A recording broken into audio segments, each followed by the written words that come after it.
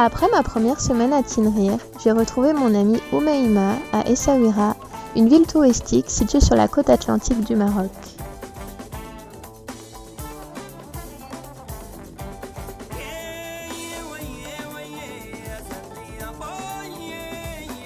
Avec ses ruelles colorées, la Médina d'Essaouira a beaucoup de charme et nous avons adoré nous y promener et observer la vie locale.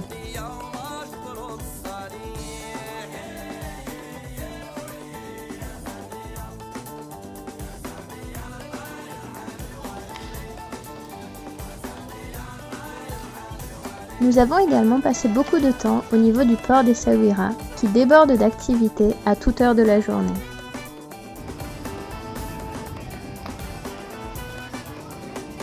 La pêche est une activité économique importante à Essaouira et le port est rempli de bateaux de pêche de toutes les tailles. Il y a encore assez peu de machines et les hommes travaillent donc tous ensemble pour débarquer le poisson, décharger les filets, les repriser et faire en sorte que tout soit prêt pour la prochaine sortie en mer. À Essaouira, c'est donc l'occasion de déguster toutes sortes de poissons, directement déchargés des bateaux. Avec Nisrine, que nous avons rencontré à l'hostel, nous avons donc acheté du poisson et nous sommes allés le faire cuisiner dans un des nombreux restaurants qui proposent cette option.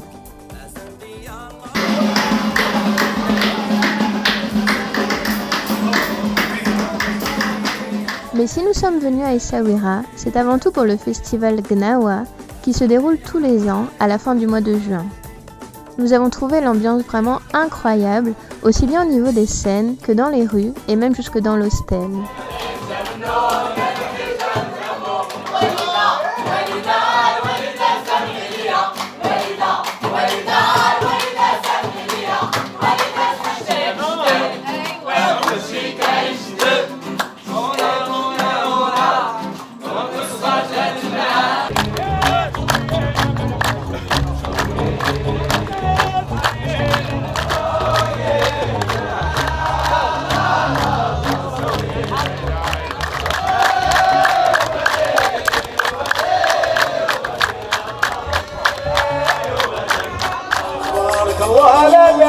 تبارك الله حجاب الله خير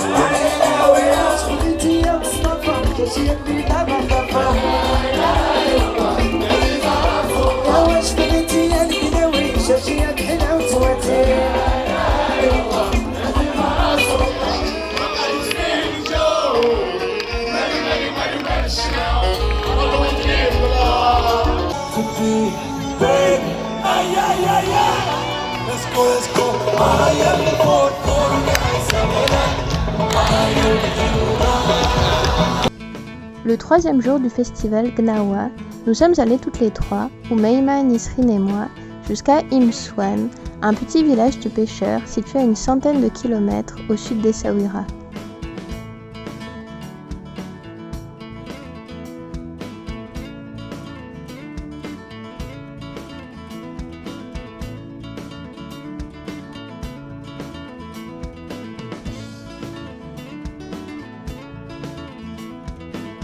Nous avons passé une journée assez tranquille, à profiter de la plage, à regarder les bateaux de pêche rentrer et à manger dans l'un des nombreux petits restaurants avec une vue imprenable sur les activités du port.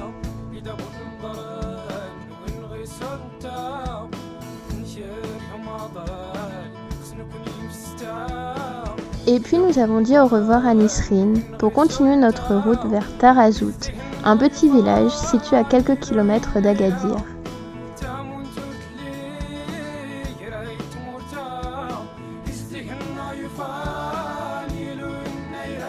En raison de cette proximité, de nombreux locaux et touristes viennent passer leur week-end ou leurs vacances à Tarazout.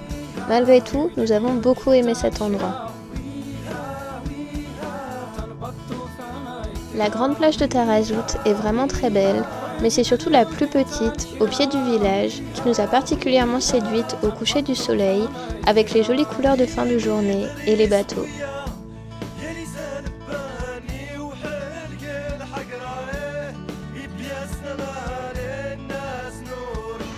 Can you give me your hand? No, your hand.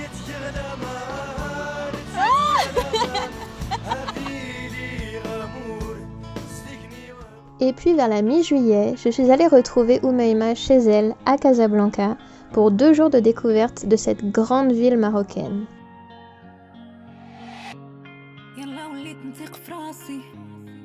Ça a été l'occasion d'aller découvrir la mosquée Hassan II, la plus grande mosquée d'Afrique du Nord.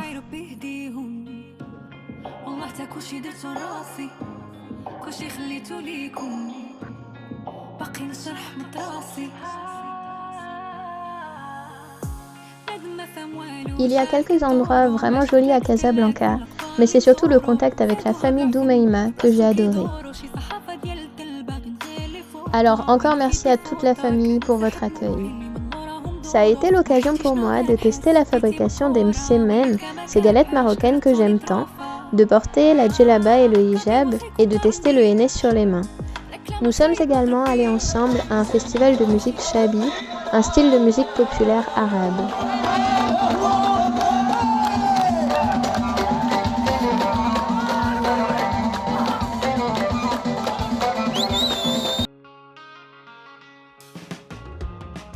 Et puis je ne pouvais pas quitter le Maroc sans aller découvrir Tanger, cette ville tout au nord du pays dont tout le monde me parlait depuis si longtemps. Alors j'ai pris le train et je suis arrivée dans cette belle ville avec une vue imprenable sur le détroit de Gibraltar et sur l'Espagne. J'ai retrouvé Hussein qui a profité de mon passage dans la région de Tanger pour me proposer de venir découvrir sa ville, Larache, et le site archéologique qui s'y trouve.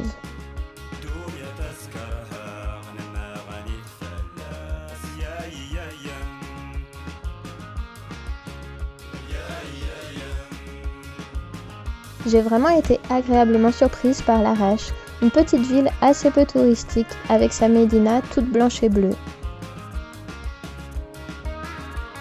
Nous avons profité de notre journée pour aller manger du poisson tout juste débarqué des bateaux. Et puis nous sommes allés passer la fin de journée à Asila, une petite ville dont la médina fortifiée a été construite il y a plusieurs siècles par les Portugais.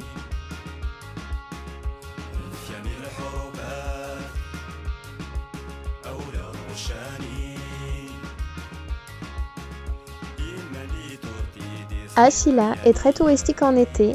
Malgré tout, l'ambiance est très agréable et nous sommes donc restés admirer le coucher de soleil sur la mer. Avant de rentrer à Tanger, nous nous sommes arrêtés au souk pour acheter des chaussures pour Hussein. Et moi, après presque 2 mois au Maroc, j'aime toujours autant l'ambiance de ces marchés. Pour cette dernière étape dans le nord du Maroc, toujours en compagnie de Hussein, nous sommes allés sur la commune de Bel Younesh où se situe le point le plus au nord du pays, pour faire la randonnée du Jbel Moussa. Les paysages de montagne sont vraiment incroyables avec une vue magnifique en permanence sur le détroit de Gibraltar et sur l'Espagne.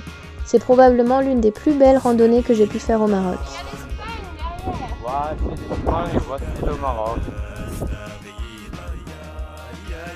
À vrai dire, on a un peu galéré pour arriver en haut en essayant de suivre un sentier qui n'existait pas, mais la vue à l'arrivée nous a récompensés pour tous nos efforts.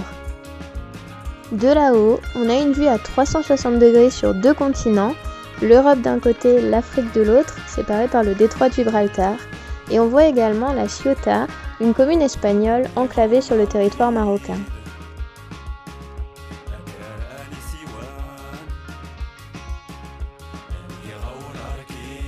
Et pour terminer, j'essaye de garder en mémoire les derniers mots de Seine, que je trouve très justes, comme quoi il faut essayer d'apprécier tout ce qu'on réalise, que ce soit une bonne ou une mauvaise chose, car chaque expérience est une bonne leçon.